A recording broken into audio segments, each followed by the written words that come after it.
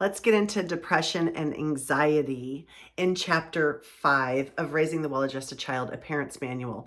There are so many great things in this chapter. Temper tantrums, attention-seeking behaviors, transitions, body image, but I really want us to get into depression and anxiety. So let me read that section to you.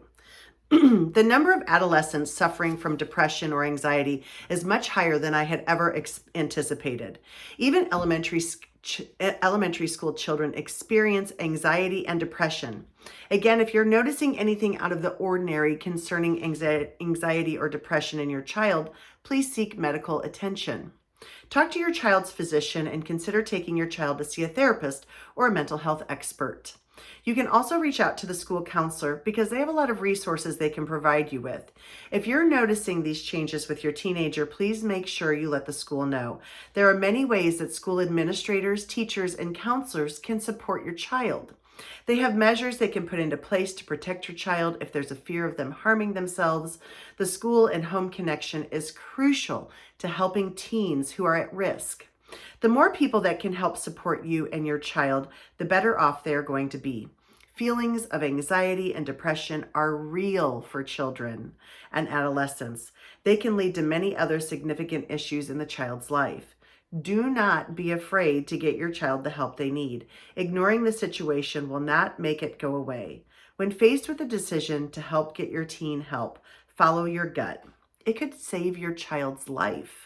Here are some signs of anxiety and depression to look for, as well as some tips that can help kids through tough times. Always remember to consult a physician as well. And so inside my book, there's lists of signs of anxiety and or depression, ways to ease them, and then, other strategies for you here. To wrap this up, helping your child manage their behavior is truly a lifelong process. As they grow up, your children will experience a variety of scenarios and people, both disappointing and exhilarating. It is your job to prepare your kiddos for anything that life throws at them. It is your responsibility to guide your children through their lives. We are required to teach them how to regulate their emotions and behaviors. We are required to model appropriate reactions to different life situations. We are required to walk alongside our children and continue to guide them. As I have said before, parenting is a lifelong commitment. Your children will always need you, be it for help tying their shoe, help deciding on which college to attend, or just for a hug. Never stop taking opportunities to kindly and compassionately offer guidance. Ultimately, this shows that you care deeply for your child.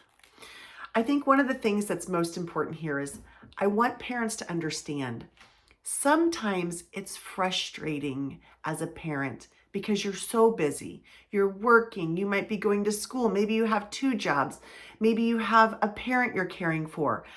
And then when your child comes to you with a concern of depression, anxiety, body image, sometimes it stops you in your tracks and you're not ready for it. So what I want you to get from this is there are people that can help you. So reach out to the school counselors, talk to the administrators at school, see what resources they have available for you for your children. They may be able to guide you. Talk to your pediatrician. They will guide you in maybe some therapist or counseling or things like that that might be helpful to your family and to your children. I know sometimes it's hard to think, what can my child be depressed about? What could they be sad about? What is giving them this anxiety? But if they're really having that, we've got to find ways to help them. So get into this chapter 5, Raising the Well-Adjusted Child, a Parent's Manual. There's lots of things in here for this, behavior chapter for you. And again, it's the tip of the iceberg. Don't forget to go in the back of the book so that you can answer the questions back here and start really building your parenting plan with your child. So For example, one of the questions back here is, how do you help your child build a positive body image of themselves? And how can you help your child if they are feeling anxious or depressed? And so that's just one of the questions back there for you to start thinking about. So thank you for bringing me along your parenting journey, and check out my book, Raising the Well-Adjusted Child, a Parent's Manual. It is on Amazon, as well as I have a podcast on Spotify. Check that out, called Parent to Parent. Thank you so much, and we'll see you in the next video.